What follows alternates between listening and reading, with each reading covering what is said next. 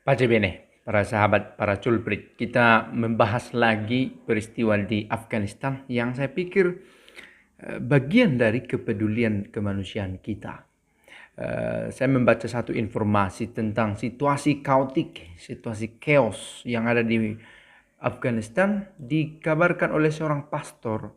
Ada seorang pastor di sana yang saya ceritakan ini, yaitu Pastor Jerome Sequeira, seorang Jesuit yang bekerja di satu layanan kemanusiaan yang dimiliki oleh Jesuit, dan di sana juga sebenarnya ada karya karitatif para pastor dan suster dari berbagai kongregasi yang bekerja bersama untuk memberikan pelayanan kemanusiaan di Afghanistan selama bertahun-tahun belakangan ini.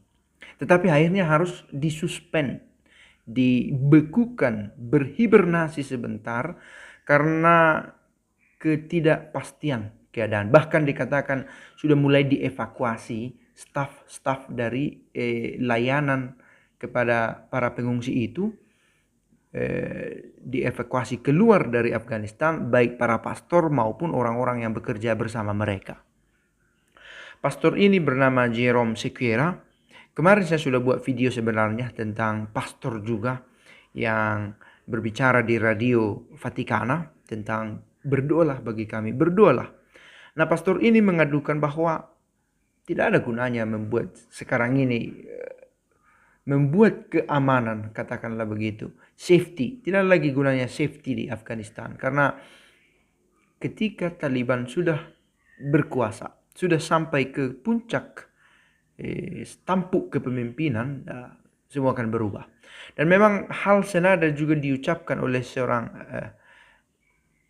Uskup Agung Timothy Broglio yang bertugas di Keuskupan Agung khusus untuk para tentara, layanan para tentara dari pihak Amerika Serikat, berkata bahwa ancaman besar dari pendudukan Taliban ini adalah hilangnya hak-hak para wanita. Dan saya membaca juga dari sumber lain dikatakan bahwa perempuan kemungkinan tidak akan lagi bisa memakai sepatu high heel, tidak akan lagi bisa bekerja seperti biasa. Kalau keluar dari rumah harus disertai oleh suaminya atau seorang laki-laki, dan harus menutup seluruh tubuhnya dengan pakaian yang mereka sepakati layak, dan tidak bisa lagi berdiri di balkon, dan pendidikan juga akan semakin dibatasi bagi para perempuan. Dan saya pikir ini isu yang serius. Mungkin ada orang yang berkata, well, urus saja dirimu, itu bukan negara kita, itu urusan Afghanistan. Konsekuensi dari menjadi seorang Katolik adalah berpikir universal tentang kemanusiaan. Konsekuensi dari katolisitas kita adalah di sana. Maka ketika orang berpikir, semua Kristen sama kok, gereja memiliki isu yang serius tentang pentingnya berpikir kemanusiaan yang global. Saya pikir itu termasuk dari bagian penting menjadi seorang Katolik. Maka tidak heran kalau kita pikir-pikir mengapa ada banyak misi. Kemarin kita sudah bahas, ada misi gereja Katolik di sana, Caritas Italiana namanya, di mana para pastor, suster dari berbagai kongregasi bekerja bersama.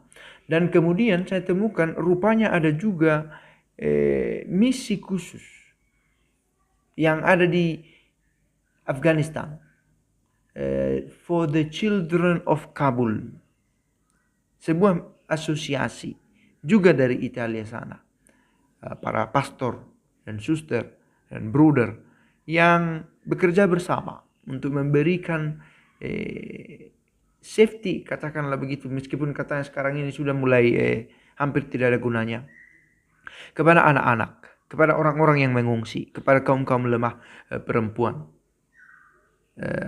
atau disabilitas dengan persoalan dengan mentalnya. Dan mereka bekerja secara khusus untuk memberikan security, keamanan di Afghanistan.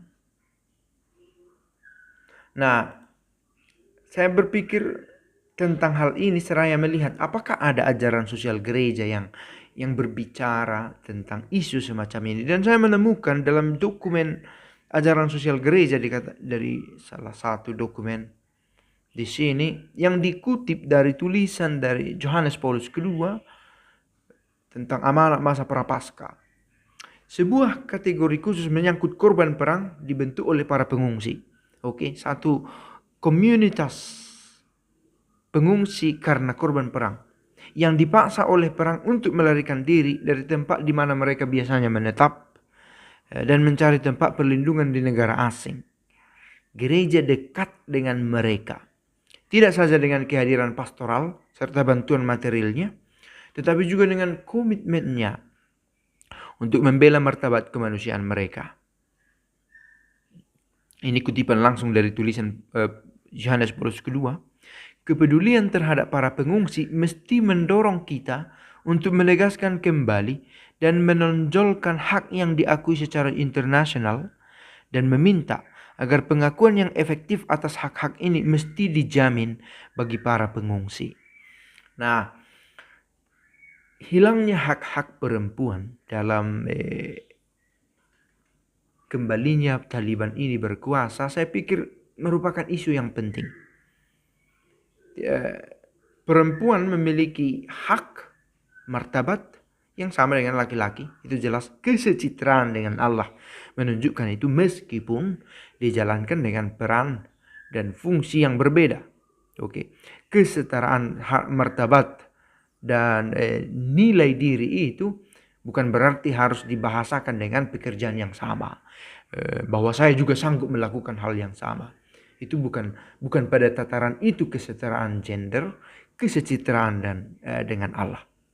Bukan berarti ya dia bisa pakai celana, saya juga bisa pakai celana. Dia bisa memanjat pohon, saya juga bisa memanjat pohon. Kesetaraan itu adalah kita berada pada martabat, pada harga, pada nilai diri, pada keutuhan diri yang sama di hadapan Allah. Penghormatan yang layak, yang pantas didapatkan baik pria dan wanita. Bukan terutama karena dirinya sendiri telah melakukan sesuatu, tetapi karena dirinya sendiri adalah citra Allah. Dan bagian ini seringkali dipandang keliru. Dan secara ekstrim juga keliru dipandang oleh Taliban itu dengan mengatakan tidak bisa lagi high heel, tidak bisa berdiri di balkon untuk dilihat oleh banyak orang. Kalau keluar rumah harus disertai oleh pria yang menyertainya. Apakah pria ini bisa menjaga banyak perempuan? Who knows? Dan harus pakai pakaian yang menutupi dirinya secara layak menurut standar mereka. Tidak lagi mendapat akses terhadap pendidikan dengan bebas dan seterusnya. Saya pikir ini adalah keprihatinan global dan pantas untuk kita bawa dalam permenungan. Ada orang yang berkata di komentar di video yang kemarin saya buat, kita berdoa. Saya akan mengkhususkan diri untuk berdoa tentang ini. Dan saya pikir itu semangat yang istimewa. Semoga kita dengan ini saya pikir hidup semangat kekristenan kita untuk membawa perhatian lebih lagi. Semoga tentang saudara-saudari, bukan terutama yang hanya yang seiman, tetapi kepada semua orang. Semoga. Pace bene.